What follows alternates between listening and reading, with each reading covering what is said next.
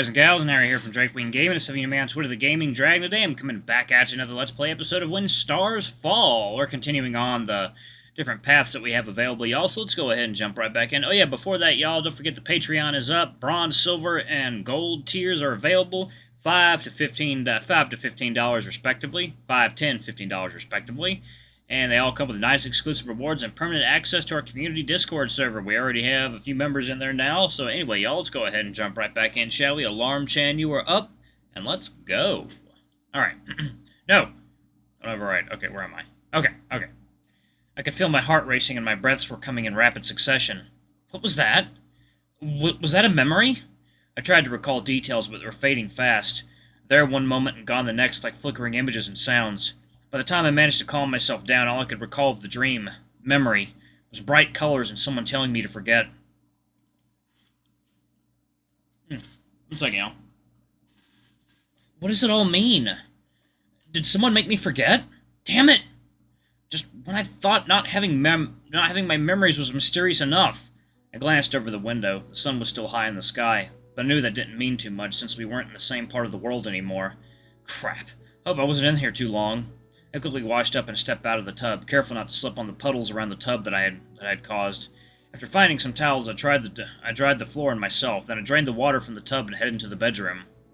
I grabbed my clothes and considered putting them back on, but decided against it. Best not undo the bathing I just did with dirty clothes. I headed over to the wardrobe Silas had pointed out earlier. Looking inside, there were several outfits that looked leagues finer than what I had been wearing. Silas did say he should feel free to wear something from in here. Not wanting to take longer than needed, I picked out a simple outfit that consisted of a pair of nice trousers and a loose-fitting shirt similar to my old one. Only this one was made of a rich blue fabric that was light and soft. There were a few pairs of boots at the bottom of the wardrobe on a shelf, but I decided that I didn't need to be wearing them while inside the house. After getting dressed, I headed back into the bathroom to clean up the towels I had used to dry all the puddles. I placed them into a wicker basket I hoped was for laundry. Heading to the mirror, I picked up a comb I had found earlier, and when searching for the soap, I ran it through my still slightly damp short hair. I glanced in the mirror. The image of myself was a lot clearer here than it had been when using the pond. Overall, I looked good enough, though the sunken cheeks and dark circles under my eyes diminished any attractiveness I may have seen in myself. No wonder Silas took pity on me. I looked like I haven't eaten or slept in days. It's been difficult for him to give me those compliments from before, or he was just lying to make me feel better about myself. I left the bathroom and headed out the bedroom door into the hallway. From here I could smell the delightful aroma of the stew and my stomach grumbled. Making my way down to the kitchen, I saw Mr. Gerda stirring a large pot of stew gently and taking a spoon to taste it. Glancing around, I didn't see Silas yet. Still no sign of Silas. Maybe I missed him and he went to wash up in his room. Ah, young Marcus. Perfect timing. Stew's almost ready. Why don't you come over here and give her a swig? Sure.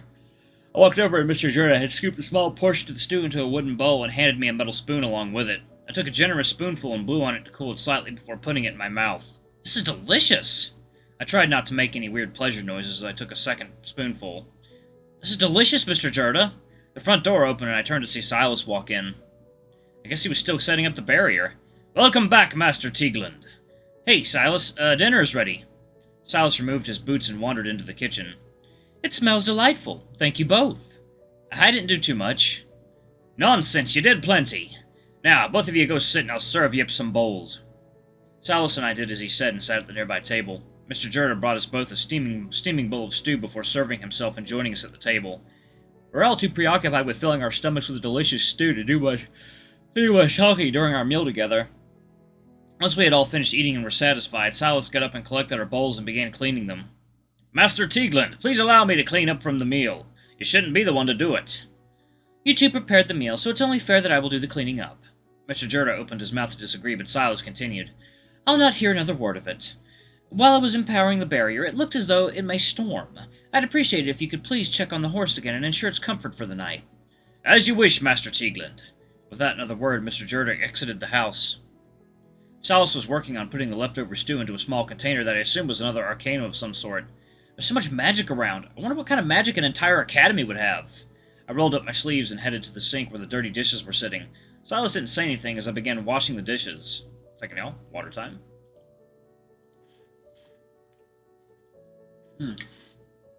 Oh, that's good. I finished putting away the leftovers. and brought the dirty pan over for me to wash before he grabbed the now clean bowls and utensils and dried them off.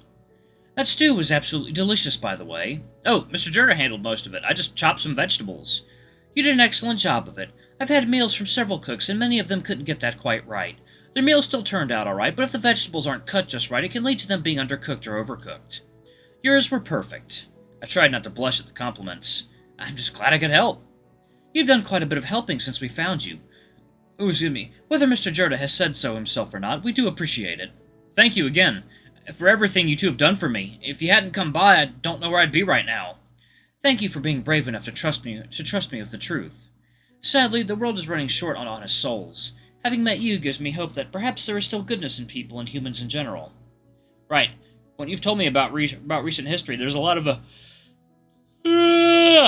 injustice for beastmen and other races going on in the world. I don't think there's much someone like me can do about it, but knowing you makes me believe there's a lot more to like about beastmen than to fear.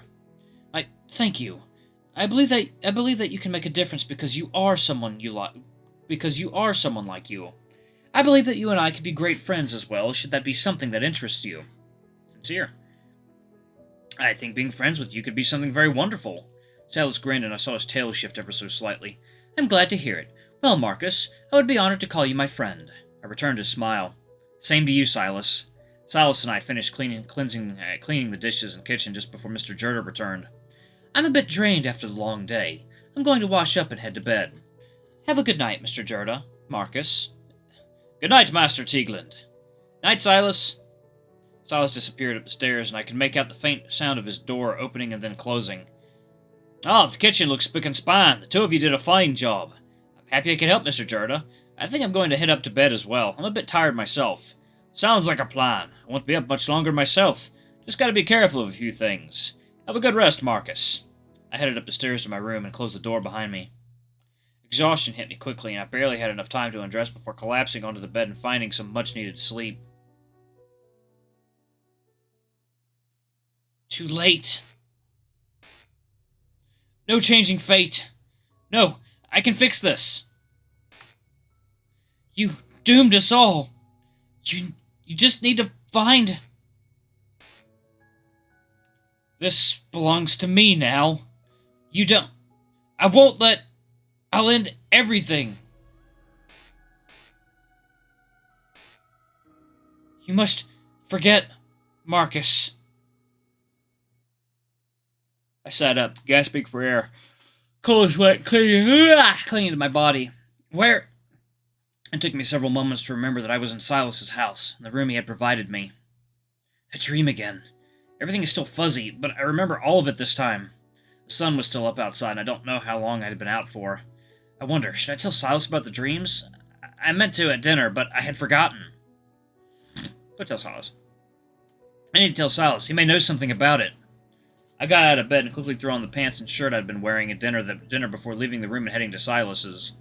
Knock. I gave a few short knocks on Silas's door. Just a moment. I really hope I didn't wake him up. I just really need to talk to him about this before I forget. About a minute later, the door opened, and Silas welcomed me inside before closing the door behind me. I wonder what happens if you don't knock. Go in. Without thinking, I opened the door to Silas's room and walked in. Oh. Oh, hello. Ah, Marcus. Ah, Marcus, what are you doing? Oh, wow, sorry, I should have knocked first. Silas has always been so dressed up and I never thought about what he would look like almost naked. He looks really good. I wouldn't mind seeing him like this more often. Marcus, focus. You're here for a reason. That reason isn't to be horny for a beast man you just met. It's alright. It happens. What do you need? I came to talk to you about something I remembered, or at least think I remembered. It can wait, though. I shouldn't have barged into your room this late. You definitely should have knocked first, but no use worrying about that now. Silas walked over and sat on his bed and motioned for me to do the same. Alright, I tried to have a serious conversation with an attractive half-naked man. Sure, I got this. Thinking, y'all. Water time. I took a quiet breath and sat next to Silas on the bed. Now, tell me what you remember. Well, I was talking with someone, or maybe multiple someones. I remember seeing a red sky as if it were on fire and burning. The person or people told me I couldn't change fate, that I had doomed them all. Then I remembered that I said I could fix it, but I needed to find something. There was a flash, and I was somewhere else, talking with someone else. They said something belonged to them. There was something else there, something big. I think it might have been an arch of some sort or something. I'm not really sure. Everything was going by in flashes, and it all seemed out of order and hectic. Silas simply sat there and waited for me to finish before he placed a hand on his chin and sat quietly for another moment. Honestly, I can't think of anything that may line up with what you recall. Perhaps it's your mind's way of piecing memories back together and trying to fill in gaps. We can always do more research at the Academy to see if there were any nearby fires recently. Silas turned to me and placed a hand on my shoulder. Whatever the case may be, I doubt you're someone who would doom anyone. For now, I think it's best to let your mind sort itself out and get some rest. If anything else happens, my door will be open for you should you want to talk more. Though, if you could knock next time, I would appreciate it. Silas laughed a little. Thank you, Silas. I think I really needed to talk through it to try to make sense of it before I forgot again. And again, I'm sorry for barging in on you like that. Like I said before, these things happen. It's not like I have anything to be ashamed of, but I do value my privacy. No, he definitely doesn't have anything to be ashamed of. We both got up, and Silas walked me to the door, but we said our goodnights once again and headed back to my room. Even though my mind was still racing with thoughts and questions about my past and about Silas's body, when my head hit the pillow, sleep found me quickly. A knock on the door startled me from my sleep. Marcus, are you awake? What? Where? I think I made some sort of noise that may have been a response, but it probably sounded more like a groan. I'll take that as a maybe. May I come in? I glanced out the window, but saw only darkness. What time is it? I forced myself to get up and put on some pants before walking over to the door and opening it for Silas. Ah, wonderful. You are awake. What time is it? Well, here, it's a bit past midnight on the other side. It's nearly 8 in the morning. Oh, right. 10. Magic doorway, other side of world. It was all starting to come back to me. Oh, yeah, okay, I'll be ready just a moment. No need to rush too much. It seems a storm indeed rolled in overnight on the other side, so travel will be slow regardless of when we set back on the path. Mr. Jurda has already prepared a light meal for us and is currently seeing to the horse and carriage to make sure everything is good to go. We will likely set off within the hour, so there's time for you to wash up again if you like. Silas's eyes roamed over my body, over my bare chest, and I heard him sniff slightly. Crap! I hope I don't smell after sweating last night because of the dream. My mind wandered back to the events of last night, and I recalled our conversation and then Silas's nearly naked body. Don't think about that! But it was difficult not to recall when he was standing in front of me again. Damn stupid brain, Silas is just a friend, nothing more, so stop thinking about his body when talking to him. Although, by the look and smell of it, you're quite fresh and smell delightfully of lavender. Second y'all, water time. Got a little something new to show y'all this time, then. Yes, thanks for noticing. Really? Thanks for noticing? I forced myself to laugh, the thought of him naked and admiring my body off, but couldn't help the heat rising to my cheeks and descending to... No, bad brain! I seem to have made you uncomfortable. My apologies. No, not at all. Sorry, I think I'm just still a bit tired. Nothing a meal won't fix, I'm sure. Well then, let's not waste any more time. I'll meet you downstairs if you'd like to take the time to finish dressing. Silas gave me a wink and walked away. I closed the door and started looking through the wardrobe for something to wear. Silas said there was a storm. Since it's fall, I should probably choose something with a bit of thickness since it'll probably be chilly. Unless he has some sort of heat magic. Is that a thing? It wouldn't surprise me at this point. I grabbed another simple outfit that was a bit heavier than the one I had last night, and I grabbed an extra jacket just in case. I quickly got changed and headed downstairs. Once downstairs, I saw Silas putting together a plate of what looked to be eggs and toast. It smells delicious! Indeed, Mr. Jurda did a wonderful job. Your plate is already prepared over here. I wandered over to the counter where there was indeed already a plate made with 2 slices of toast and an egg sunny side up. I walked over to the table and sat down next to Silas. Did Mr. Jurda already eat? Yes. He's seeing to our ride now to ensure we are ready to set off. I used a fork to place my egg between 2 slices of toast and bit into it. Warm yolk oozed out the sides slightly, but what didn't stay in the sandwich I scooped up with the toast and continued eating. That's an interesting way to eat. Silas chuckled. He broke the yolk of his egg slightly with a fork and dipped his toast in it. Oh, yeah, I guess it is a little weird. Weird, yes, but seemingly efficient as well. We continued to eat our meals in peace, just talking about what was planned for the day and how much longer we may take to reach the academy. Silas told me that due to the storm, the road had become muddy, but not dangerous in that we would only be delayed for a few hours. We should arrive sometime in the early evening if all goes smoothly. Oh, good.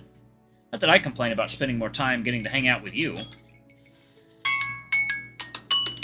Alright, guys and gals, I'm going to go ahead and pause it right there. Thank y'all so much for watching. Don't forget to like, comment, subscribe, ring that notification bell. Leave a super thanks. Your tip if you can, it always helps. Until the next video, I love you all. I'll see you next time. Bye-bye!